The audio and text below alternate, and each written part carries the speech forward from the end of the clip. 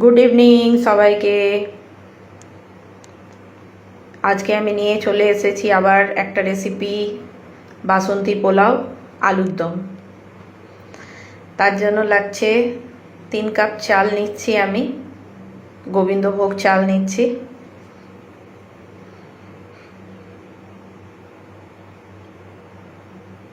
নিয়ে ভালো করে এটাকে ধুয়ে নেব।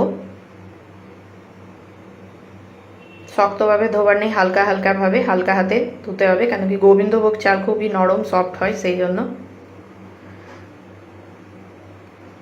2-3 বার হোয়াইট যেটা থাকে ওই এটা নোংরাটা সেটা বের করে নিলাম। এবারে এটাকে আধ ঘন্টার জন্য একটা বাস্কেটের মধ্যে দিলাম, জলটাও ঝরে যাবে, প্লাস ফ্যানের হাওয়ায় দিয়ে দেবো আধ ঘন্টার জন্য। জলটা সোক করে নেবে, ঝরে যাবে বাকি জলটা, শুকিয়ে যাবে চালটা। আধ ঘন্টার জন্য দিয়েছিলাম, শুকিয়ে গেলে একটা থালার মধ্যে এবারে চালগুলোকে আমি নিয়ে নিলাম।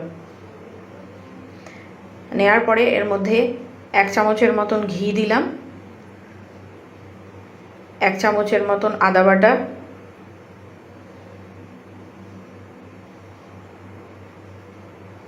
হলুদ গুঁড়ো দেব যতটা প্রয়োজন চালটাতে। আমি কোনো কালার ইউজ করছি না, হলুদ দিচ্ছি। গরম মশলার গুঁড়ো দিচ্ছি,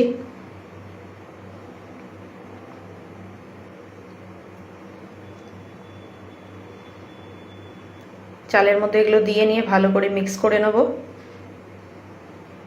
হালকা হাতে। হাত দিয়ে নিয়ে আমি এটাকে মিক্স করব, চামচে হালকাভাবে করলাম। হালকা হাতে আমি চালগুলোকে মিক্স করে নেব এগুলো দিয়ে। মিক্স আমার হয়ে গেল। আপনারা কিভাবে বাসন্তী পোলাও বানান? আমি তো এইভাবে বানাচ্ছি বা বানাইও।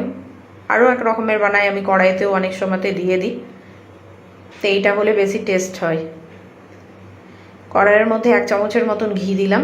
আমি তেল মশলা তো জানেনই, তেলটা আমি খুবই কম ইউজ করি। গরম মশলা দিলাম 4টে লবঙ্গ, 2টো দারচিনি,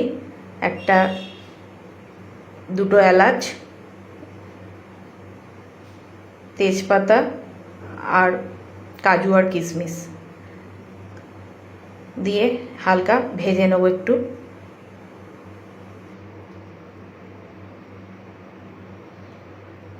ভাজা হয়ে গেলে এরপরে আমি চালটাকে দিয়ে দিলাম। চালটাকেও 5 মিনিটের মতন ভেজে নেব। চালের মধ্যে আগেই 1 চামচ ঘি দিয়েছিলাম, আর 1 চামচ আমি কড়াইতে ঘি দিলাম।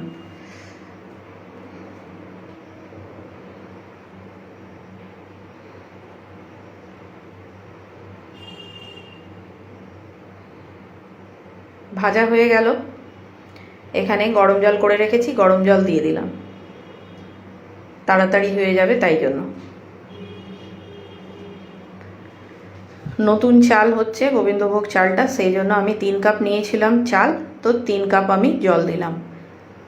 নুন দিয়ে দিচ্ছি টেস্ট অনুযায়ী, আপনার যতটা কোয়ান্টিটি সেই হিসাবে, আর 4 চামচের মতন চিনি দিলাম। বাসন্তী পোলাও সবসময় একটু হালকা মিষ্টি তো হবেই, কেউ বেশি মিষ্টি খেতে চায়, কেউ কম, আমরা একটু কম খাই মিষ্টি। জল দিয়ে দিলাম। এরপরে কটা চিড়ে নিয়ে লঙ্কা দিয়ে দেবো আর ঢাকা দিয়ে দেবো। ঠিক 15 থেকে 20 মিনিটের মধ্যে আমি চালটা সেদ্ধ হয়ে গেছে। দেখুন সব জলটাও টেনে নিয়েছে, পুরো শুকিয়ে গেছে।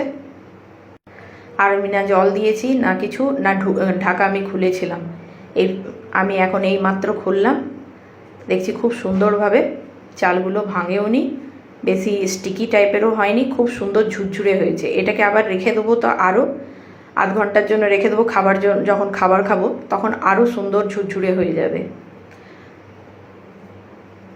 খুব সুন্দর হয়েছে, রাইসগুলো খুব ভালো।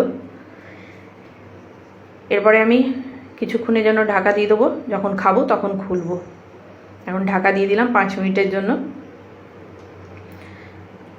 5 মিনিট পরে আমি খুললাম, খুলে নিয়ে দেখলাম খুবই সুন্দর ঝুরঝুরে একবারে হয়েছে। এর সাথে নিরামিষ আলুর দম।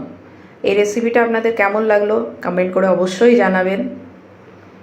আলুর দম